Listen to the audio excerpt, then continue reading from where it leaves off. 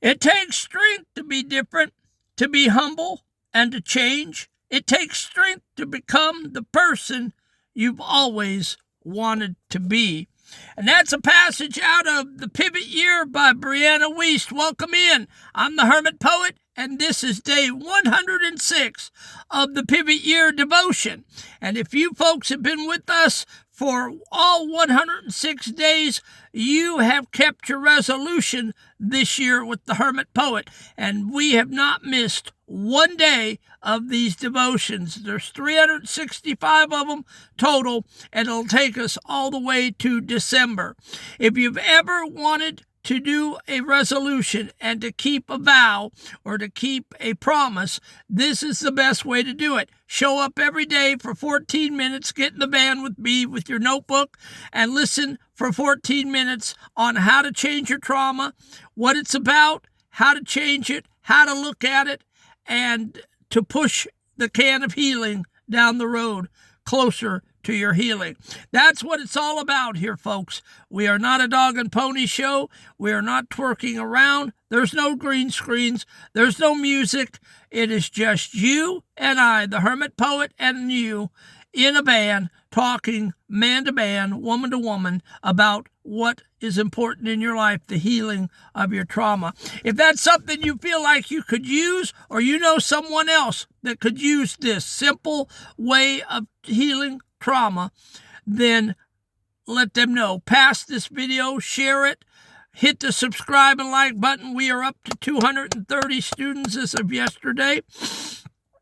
But I have faith and I have vision, and I know there's more. Now we are moving from 230. We're inching our way to 250. So come on, guys. Hit that subscribe button and let's get the van rolling again to 250. We've kind of stagnated at 230, and I know there's hundreds of you out there that need to click the subscribe button. Today, we are doing day 106, the strength of the term. And copyright infringement, I cannot read the Brianna Wiest devotion all the way through. So what we do is we take the concepts, we turn it into a poem, and then we reframe it into our own words in that poem, and then I send it out to you with a teaching and with an application at the end for changing your lives for the day. So the poem's name is The Strength of the Term. It takes a giant's heart to see the ghosts that walk our halls, to name the chains we call the free inside our custom walls. The past is like a heavy rut, a road we've walked too long, a door we've kept forever shut, a sad and weary song. Most never know the deep-set pull, the hunger to repeat, to keep the bitter cup so full and call the poison sweet. But it takes strength to turn the wheel, to choose a different way, to trust the things you cannot feel inside the light of day, to be the humble, shifting soul, to shed the skin of old, to take the broken, jagged whole and turn the lead to gold. It takes a strength you've always had to finally set it free, to leave the good and leave the bad for the man you've meant to be. And that was the poem that I got out of that devotion today. And the 14-minute teaching, the comfort of the rut. The comfort of the rut. Are you in a rut? Are you in a rut? I know I was in a rut for 50 years. I didn't think I was going anywhere, and I was going to lose my mind. And in 2010, I became suicidal up in Marietta, Georgia, and tried to take my life in a Motel 6 off of I-75. So I know what it's like to live in a rut day to day to day to day. It can drive you crazy. And you can also get into the comfort of a rut thinking that it's never going to change. Well, you just do the same grind day in and day out, day in and day out. Same rat on a wheel. Yeah, I know. The hermit poet knows. You are not alone in your pain. The conflict. We think strength is holding on, but the hardest thing you'll ever do is to let go of the familiar pain. We stay in toxic jobs, bad habits, and old traumas because we know the layout of that prison. It's home, even if it hurts us. And listen, when I say that I would have gladly came to the end of my rope quicker than June, last June, when I got that I Wish It Would Rain Down poem, and I wrote it in 10 minutes. I had never written anything in my life, nor had I ever wanted to. Had I known 20 or 30 years ago that that was the door, the portal for the hermit poet to walk through, to have a creative orgasm, and to let 600 poems flood out, 600 traumatic poems flood out of my life onto paper, 3 to 6 a day from June to November. If I knew that that was the catalyst to my healing, by God, I would have started writing those poems decades ago. But I had no idea that that was the door that was going to heal me up, nor did I know that I had to go through the 50 years of pain, trauma, and abuse to get me to the point where I could flood it out on paper. I had to watch all those movies. I had to read all those books. And I had to listen to all those sad country songs and all that music to have something inside of me on top of that trauma to be able to let it all out into poetic form. But trust me, I was in a rut, which I thought was a rut, but it was God preparing me to flood it all out. Okay?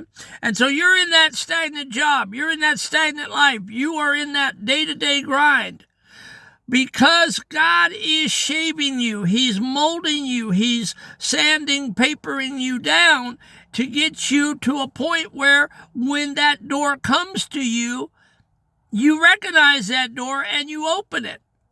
I didn't know what was happening that day. I'll be honest. I was sitting in my car at the subway and it was hot. And all of a sudden, I just said, I wish it would rain down. Something prompted me to get a pencil and paper. And I had no idea that I was opening a door to the miraculous, to a miracle. I had no idea that day. I was dumbstruck. And I am still up here teaching since November. And I am still dumbstruck every day. Still trying to figure out how the whole thing happened.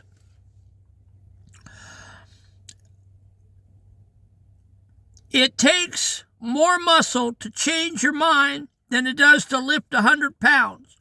To a 12-year-old, this is breaking a bad habit. To a 55-plus, this is breaking a 40-year pattern of how you see yourself. The insight: most people will never realize how deeply the compulsion to repeat can run. Talk about the rut.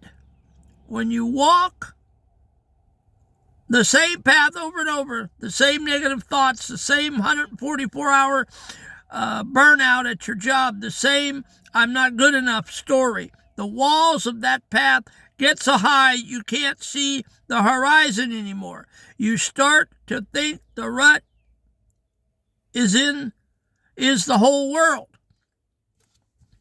You could be drug addicted. You could be alcohol addicted. You could be gambling. You could be a shopaholic. You could be addicted to drugs, to sex.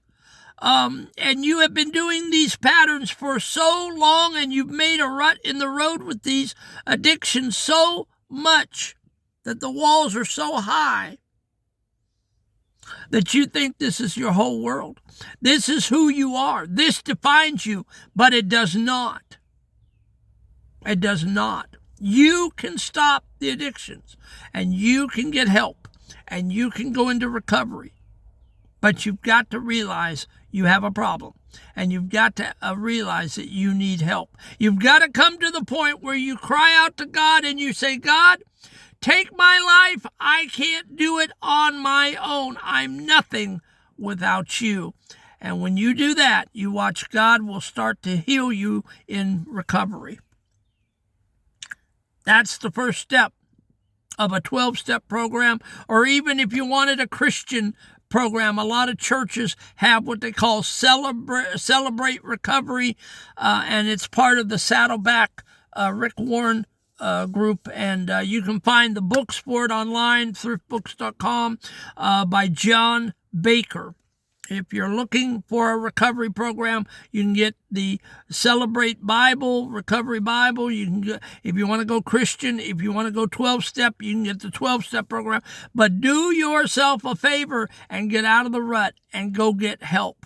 Okay? It's manly, it's sexy, and it's good. Don't deceive yourself any longer. If you need to get help for your addiction, go do it. The Hermit Poet tells you you can be no bigger a man than when you cry or when you get on your knees and you say, I am at rock bottom. I need help. Go repair your life if that's where you're at. Please, the Hermit Poet is begging you, don't spend another day addicted. It takes strength to believe in what you can sense but not yet see. You don't see your healing yet, but you sense it's on the way. You're a man of facts and labor. You're used to seeing the work with your eyes, but changing your life requires you to trust a sense that things can be better before the evidence shows up. It takes humility to admit that the way you've been doing it isn't working, and it takes street strength to try a new way when everyone expects the old you. Okay? It's not easy. Not saying it is easy. I got a miracle. Not everybody gets a miracle. Not everybody gets healing through poetry. Not everybody gets a poem dropped in their life and the doors are flooded open and I wake up. But I'll tell you, when people say, well, how do you know you're healed? Because every day I wake up, I jump out of bed, my eyes are open, and I'm smiling and I'm happy. And I have, since June, I've not really said anything that negative. I've not had a negative thought. I've not thought about how my life can be a grind, how the job is the same old thing. My life is the same old thing. None of that comes to mind anymore. I wake up every day, I feel lighter. I feel like those 600 poems got all that garbage and junk off of my chest and off of my heart and off of my, out of my gut. And I feel 10 foot tall and bulletproof. But I'm not saying everybody gets healed up like that, because they don't. But healing for 50 years of trauma, sexual abuse, non-father-son relationship, school bullying, it can happen for you. I know it can, because it's happened for hundreds of other people. But you got to stick with it. You got to believe, and you got to pray, and you got to work. You got to work. If you're not working it, you're not doing anything. You're, becoming the wanted man, the authority. It takes strength to become the person you've always wanted to be. The final word. I've spent 60 years being the person everyone else needed me to be. The worker, the survivor, the provider. Day 106 is about the strength it takes to finally be the person you want to be.